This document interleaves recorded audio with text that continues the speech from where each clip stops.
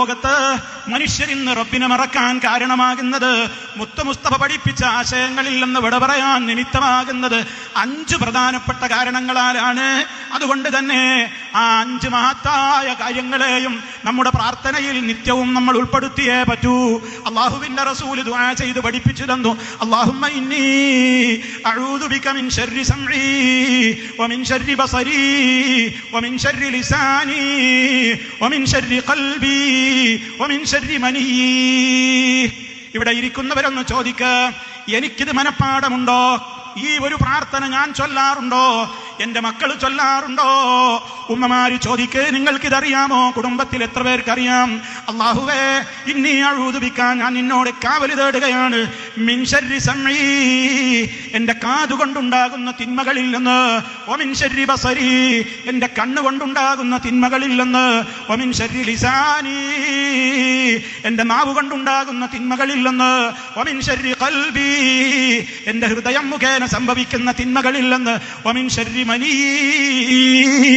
എന്റെ ലൈംഗികാവയവം മുഖേന ഉണ്ടാകുന്ന ശർറിൽ നിന്ന് ഞാൻ നിന്നോട് കാവൽ തേടുന്നു. അല്ലാഹ്, മുസ്തഖീമായ റൂട്ടിൽ ജീവിക്കണമെങ്കിൽ ഈ പ്രാർത്ഥന അർത്ഥത്തോടുകൂടി പഠിച്ചു മനസ്സിലാക്കി ചൊല്ലിയേ പറ്റൂ. അത്രക്ക് ആശയങ്ങൾ നിറഞ്ഞതാണ് 5 കാര്യങ്ങൾ.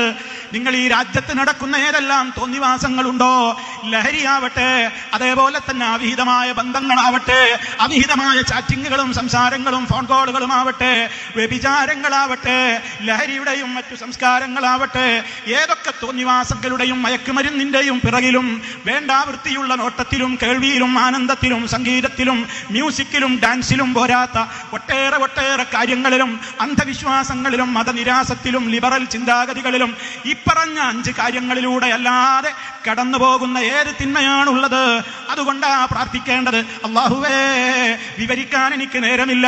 കാതുകൊണ്ട് മാത്രമുണ്ടാകുന്ന ആപത്തുകൾ എത്രയാണ്, കണ്ണ് മുഖേന സംഭവിക്കുന്ന ആപത്തുകൾ എത്രയാണ്, നാവ് കൊണ്ട് സംഭവിക്കുന്ന ആപത്തുകൾ എത്രയാണ്, ഖൽബ് കൊണ്ട് സംഭവിക്കുന്ന ആപത്തുകൾ എത്രയാണ്, ലൈംഗികാവയവം കൊണ്ട് സംഭവിക്കുന്ന ആപത്തുകൾ എത്രയാണ്.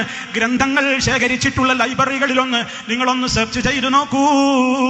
അവയവങ്ങൾ, മനുഷ്യന്റെ അവയവങ്ങൾ മുഖേന സംഭവിക്കുന്ന ആപത്തുകളെ കുറിച്ച് മാത്രം തിസീസുകൾ എഴുതിയ, അതെഴുതിയിട്ട് ഡോക്ടറേറ്റ് വാങ്ങിയ മഹാപണ്ഡിതന്മാർ മനുഷ്യ ശരീരത്തിലെ ഓരോ അവയവങ്ങൾ കൊണ്ടും മനുഷ്യൻ ചെയ്യുന്ന തെറ്റുകൾ കൊണ്ട് അവൻ എത്തിപ്പെടുന്ന ആപത്തുകളെ 100 കണക്കിനാണ് വിശദീകരിച്ചിട്ടുള്ളത്.